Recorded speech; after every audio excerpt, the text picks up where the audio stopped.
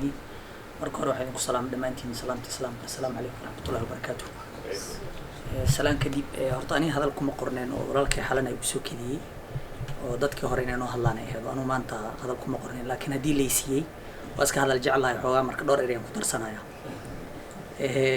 Waxa waaye koow waxaan rabaa inaan gabigeen idin mahadceliyo sida ay gudoomiye hodan sheegtay waxa waaye barnaamijkan maalinkii la bilaabayay wuxuu ahaa hindisu ahaa rajo ahaa maantana natiija la hayaa marka natiijada la hayna dadku way ka farxad badan tahay markaas wax la abaabulayo oo la raadinayo shaki kuma jiro qof walba waa ka qayb qaatay magaciidina kala duwan oo macnaha la sheego dhan ay ugu horeeyaan gudiga gurmadka oo Soomaali weyn barnaamijkiisa dhan u taagan walaalaha gudiga maraakiista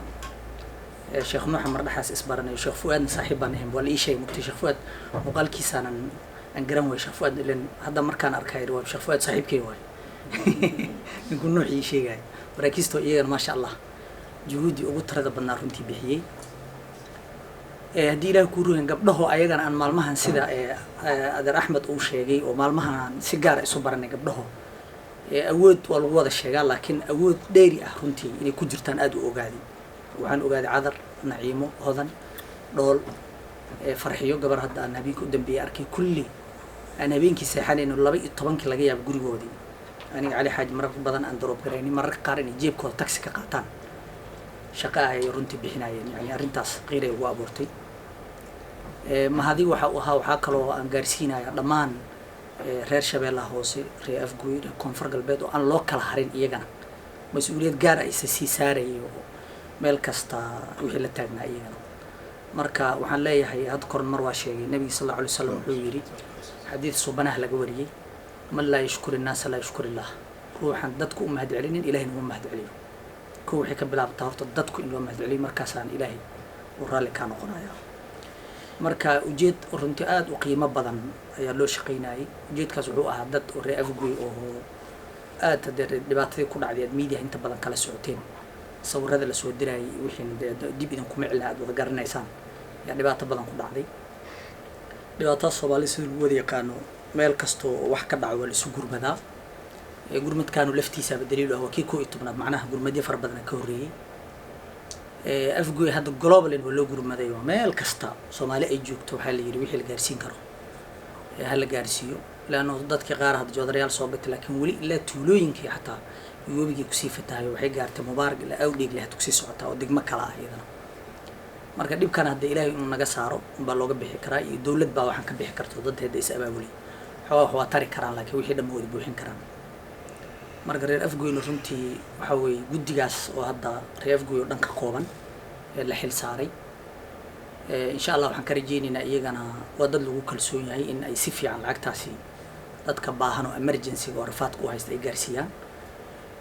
wixii kaloo isbitaalka weyn oo asagana dhibaato badan ay ka jirto meeshii qofka xataa malaria ku dhaca ee biyaha dhaxalaystay dadkii hadda already dhibaato badan dhibaataas ka haysataa meel ay tagaan xataa ay wax isaga qaadaan ma leh marka isbitaalkana ahmiyadiisu leeyahay wax waarana waa noqonaa runtii oo hadii Ilaahay ku rooyahay berito dadku dhan wada anfaco noqonaa marka arrintaas in saas guidelines noocaas ah la bixiyay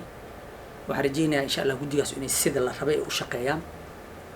kadibna anaga qoliyahayga oo coordinationka aniga iyo Sheekh Ciise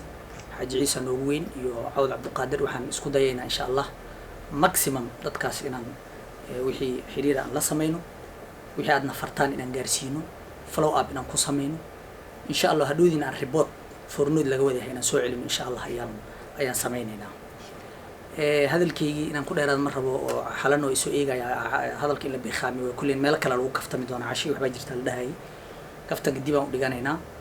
marka hadii aan hadal ku soo xiray u jiraan waxaan leeyahay hodan iyo runtii waxay ahayd qof oo inta marar badan aan wax kala shaqeynaa iyada barnaamijyo marka darado ay forjes waxay tiri gudiga gurmadku iska aruurin jirtay waxa ay lacag iska bixiyo runtii ma ogyahay waligeey inta koomba qaata ma aruurin Afgoy ku keento Soomaaliya dhahday marka hodan inkastoo hadda ay baxayso waxaan hadda ku sheegaa koombada diyaar ah hay'ad kadib arga Afgoy kaliya ma noqonayso insha Allah sidoo kale waxaan soo dhaweynayaa walaashayga dhool oo runtii iyadana karti badan lagu yaqaan marka hadda kora waxa la sheegay hadalkayga aan ku soo xirayaa هذا هذا أنا قلت لك سامكت دولنا واحد بدون إن شاء الله لو ريكتي أما لو ريجي سام هذا كورن كل مساجد نواجهنا علماء ذا حلاقي شيء يجري نين خليفة المسلمين هارون الرشيد اللي هجر عند انت مكت الله جل نين مامون اللي يرى هذا